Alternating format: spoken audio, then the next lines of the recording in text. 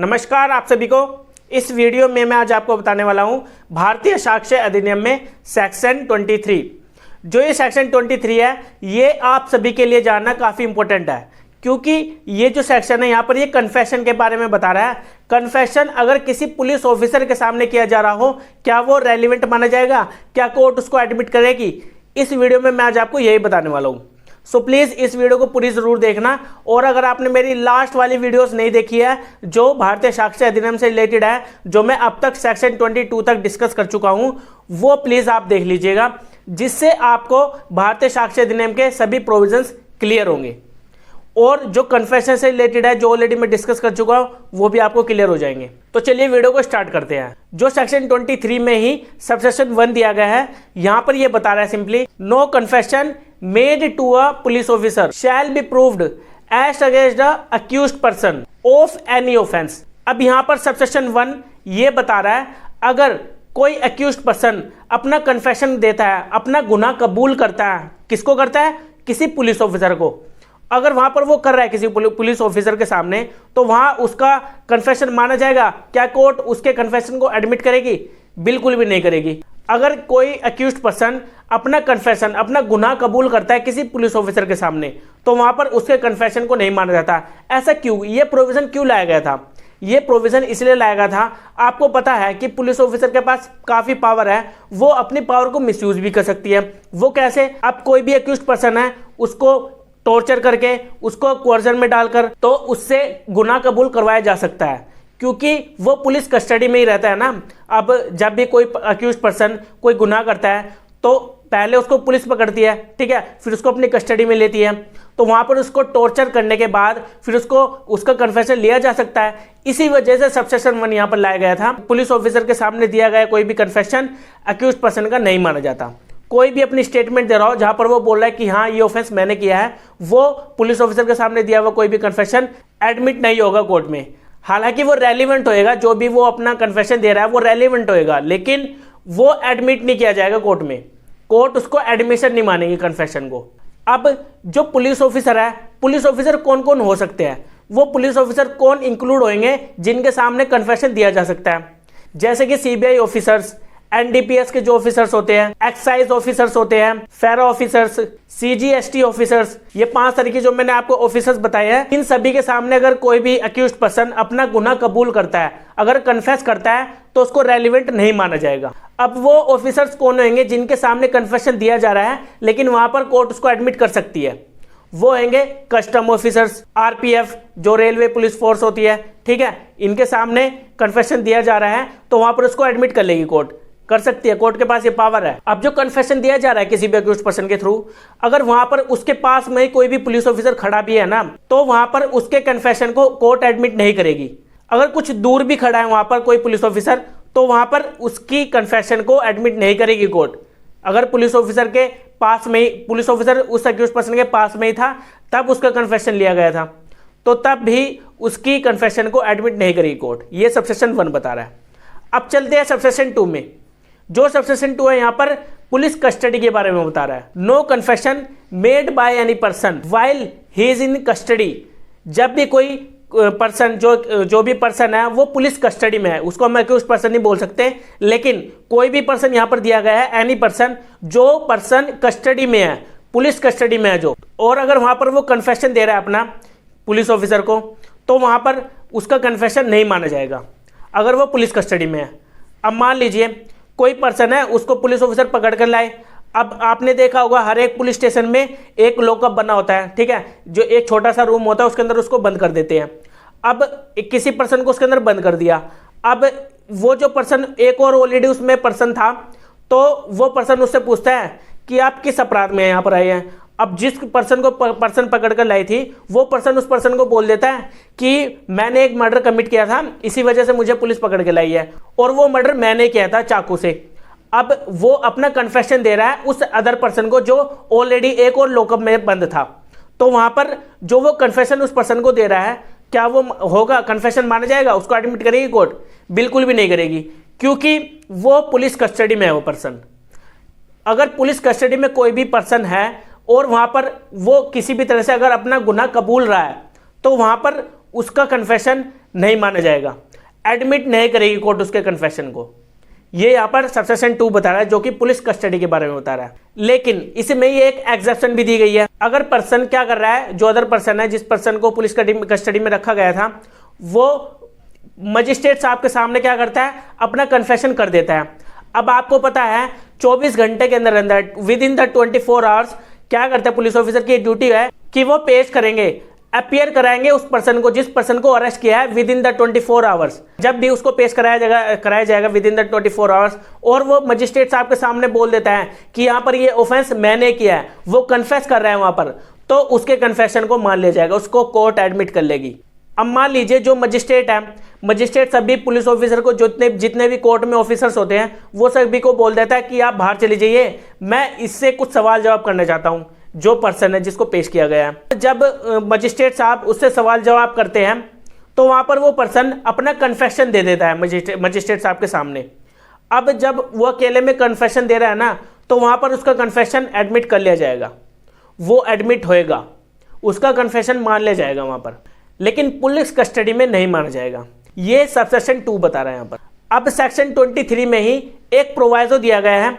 ये प्रोवाइजो आपके लिए काफी इंपॉर्टेंट है, जो कि सेक्शन 23 में ही जो सबसेक्शन 1 सबसेक्शन 2 है, इसी की एग्जेप्शन है। मतलब कि अगर कोई अक्यूज्ड पर्सन अपना कन्फेशन दे रहा है, तो वहां पर उसके कन्फेशन को मान लिया जाएगा, उसको एडमिट कर लिया जाएगा। वो कौन से केसेस होंगे, वो प्रोवाइजो बता रहा है। सो प्लीज ध्यान से सुनिएगा। देखिए, इसकी प्रोवाइजो में एक बार पढ़ देता हूं, यहां पर ये क्या कह रही है। Provided that when any fact is deposed to as discovered in consequence of information received from a accused person of any offence in the custody of a police officer। ये प्रोवाइजो यहाँ पर बोल रहा है, अगर कोई भी इंफॉर्मेशन देता है, जो अक्यूज्ड पर्सन है, वो इंफॉर्मेशन दे रहा है कि ये जो मैंने मर्डर किया है, कोई भी ऑफेंस किया है, ये जो ऑफेंस हुआ है यहाँ पर, ये मैंने किया है। अब यहाँ पर वो फैक्ट भी बता रहा है, उस फैक्ट के बारे में बता रहा है जिस फैक्ट के द्वारा उसने वो ऑफेंस किया। वो फैक्ट जैसे कि हो सकते हैं, उसने किसी चाकू से हमला किया है, उसने किसी बंदूक से मारा है, किसी गन से मारा है, या फिर किसी डंडे से उसके ऊपर प्रहार किया है, या फिर कोई ऐसा फैक्ट बता रहा है जो वहां पर डिस्कवर हो सकता है, और उसकी डिस्कवरी से ये वहां पर कन्फेशन मान लिया जाएगा कि ये ऑफेंस इसी पर्सन ने किया है। कोई भी वहां पर डिस्कवरी हो रही है, कोई भी फैक्ट वहां पर मिल रहा है, और उस फैक्ट के मिलने से ये लग रहा है कि ये ऑफेंस इसी पर्सन ने किया है, तो उस केस में उस पर्सन को मान लिया जाएगा कि इसने ही ये ऑफेंस किया है, और उसके कन्फेशन को एडमिट कर लेगी कोर्ट। चाहे पुलिस ऑफिसर की कस्टडी में भी हो, और वो पुलिस ऑफिसर को बोल रहा है कि ये ऑफेंस मैंने किया है, मेरे पास ये सबूत है, मतलब कि वो फैक्ट बता रहा है अपने, वो डिस्कवर हो जाता है ना, तो वो मान लिया जाएगा कि वो ऑफेंस हुआ है। So much of such information, जो भी वो इन्फॉर्मेशन दे रहा है वहां पर, मतलब कि कितनी वो इन्फॉर्मेशन दे रहा है, और उसी में से वो इन्फॉर्मेशन निकाल ली जाएगी, जो इन्फॉर्मेशन डिस्कवरी के फैक्ट्स वहां पर मिल रही है, उसी फैक्ट को मान लिया जाएगा वहां पर, जो वहां पर डिस्कवर हो रहे हैं फैक्ट, उस फैक्ट को इंक्लूड कर लिया जाएगा confession, whether it amounts to a confession और not, as relates distinctly to the fact discovered may be proved. अब यहां पर ये बता रहा है, जो भी वहां पर इंफॉर्मेशन दी गई थी अक्यूज्ड पर्सन के थ्रू, जो वहां पर वो इंफॉर्मेशन दे रहा है, मान लीजिए वो बोल रहा है कि मैंने अपनी गर्लफ्रेंड का मर्डर किया है, वो इसलिए किया है क्योंकि उसका रिलेशन किसी और पर्सन के साथ था, और बाद में ये बोल देता है कि मैंने अपनी गर्लफ्रेंड का मर्डर एक चाकू से किया था, और वो चाकू मैंने उन्हीं के घर के बाहर जो बगीचा था, उस बगीचे के जमीन में मैंने उसको गाड़ दिया था। अब ये कन्फेशन जो ये बोल रहा है कि मैंने उस चाकू को जमीन के नीचे गाड़ दिया था, और वहां पर वो डिस्कवर हो जाता है, वो मिल जाता है चाकू वहां पर, तो उसकी डिस्कवरी को कन्फेशन मान लिया जाएगा। ये नहीं माना जाएगा कन्फेशन जो वहां पर ये बोला है कि मैंने ही अपनी गर्लफ्रेंड का क्या किया था, मर्डर किया था। कन्फेशन उसको माना जाएगा जब वो बोल रहा है कि मैंने चाकू से मारकर वो उस चाकू को उस बगीचे में दबा दिया था जमीन के अंदर, और वो जब वो डिस्कवर हो जाता है ना चाकू, और उसके ऊपर जो फिंगरप्रिंट मिलते हैं, जो भी वहां पर देखा जाएगा सबूत, जो एविडेंसेस हैं वहां पर इकट्ठे किए जाएंगे पुलिस ऑफिसर के थ्रू, और फिर वहां पर देखा जाएगा कि ये जो बोल रहा था ये कन्फेशन माना जाएगा, जो इस पर्सन ने बोला है कि ये चाकू मैंने गाड़ा था ऐसे, और इस तरह से मैंने डेथ की थी, ये सभी यहाँ पर रेलिवेंट मान लिया जाएगा, और इसको एडमिट कर लेगी कोर्ट। अब मैं इसी प्रोवाइजो में से कुछ पॉइंट आपको बताऊंगा, जिससे आपको क्लियर होएगा जो प्रोवाइजो यहाँ पर क्या बता रहा है, और अच्छे से क्लियर हो जाएगा। पहला पॉइंट है डिस्कवरी ऑफ फैक्ट। अगर कोई भी फैक्ट क्या हो रहा है, मिल रहा है, मतलब कि डिस्कवर हो रहा है। किसी पर्सन ने बोला कि मैंने इसकी हत्या की है किसी गन से, किसी चाकू से, किसी हथियार से, जो वेपन होते हैं, ठीक है, कोई भी वेपन हो सकता है। तो वहां पर अगर वहां पर वो वेपन बरामद हो रहा है, वो डिस्कवर हो रहा है, और जो इसने बोला था कि इस हथियार से मैंने मारा था, तो ये कन्फेशन मान लिया जाएगा उसकी डिस्कवरी होने पर, जो डिस्कवरी ऑफ फैक्ट के बारे में बता रहा है। और दूसरा पॉइंट है fact discovered in consequence of the information.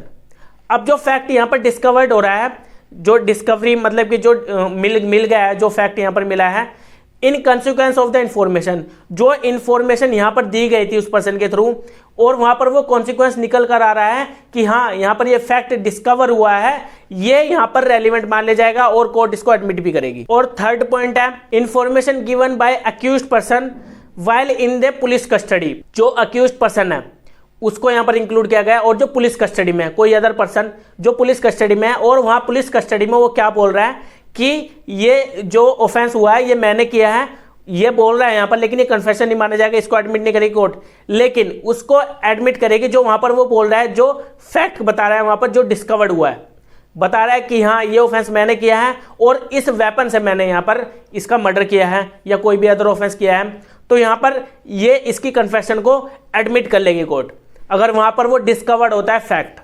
ये थर्ड पॉइंट है।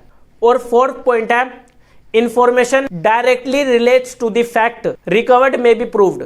अब यहां पर ये बोल रहा है जो फैक्ट रिकवर हुआ है ना, जो डिस्कवर हुआ है यहां पर, वो फैक्ट कन्फेशन मान लिया जाएगा, और जो अदर वहां पर वो इंफॉर्मेशन दे रहा है, जैसे कि बोल रहा है कि ये ऑफेंस मैंने किया है, ये कन्फेशन ये एडमिट नहीं करेगी कोर्ट।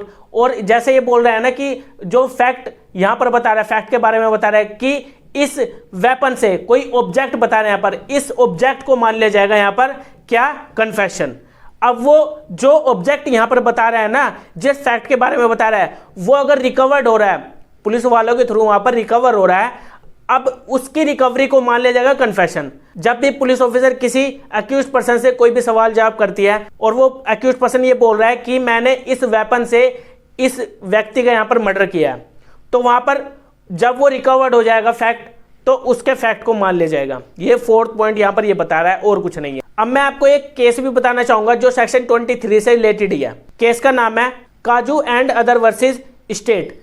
अब जो ये केस है, इस केस में होता क्या है, जो अक्यूज्ड पर्सन है और वहां पर वो पुलिस वालों को बताता है कि किस तरह से मैंने मर्डर किया था। वो बताता है कि मैंने एक चाकू लिया था, चाकू से मैंने उसको मतलब कि मार ही दिया था, उस पर्सन को मैंने मतलब कि वो जान से खत्म कर दिया था मैंने उस पर्सन को, और फिर उसकी बॉडी को मैंने एक बैग में बंद करके किसी टैंक में छिपा दिया था, कोई पानी वाला टैंक था, तो उसमें उसकी बॉडी को छिपा दिया गया था। और फिर पुलिस वाले उस अक्यूज्ड पर्सन के साथ गए, उसने अक्यूज्ड पर्सन ने बताया उन पुलिस वालों को कि इस टैंक के अंदर मैंने छिपाया है। अब जब वहां पर उसकी बॉडी को बरामद किया गया, तो वहां पर फिर पता लगा कि ये जो कन्फेशन कर रहा है ये रेलिवेंट है, और कोर्ट ने फिर उसको एडमिट भी किया। तो ये जो मैंने अभी आपको केस बताया ये इसी से रिलेटेड है, जो कन्फेशन है, जो पुलिस वालों के सामने जो कन्फेशन दिया जा रहा है। अब आपको क्लियर हो गया होगा जो कन्फेशन है पुलिस वालों के सामने दिया जाता है वो कब एडमिट करेगी कोर्ट, कब नहीं करेगी, ये आपको क्लियर हो गया होगा। अब हम मिलेंगे अपनी नेक्स्ट वीडियो में जिसमें हम जानेंगे सेक्शन 24 को। ओके।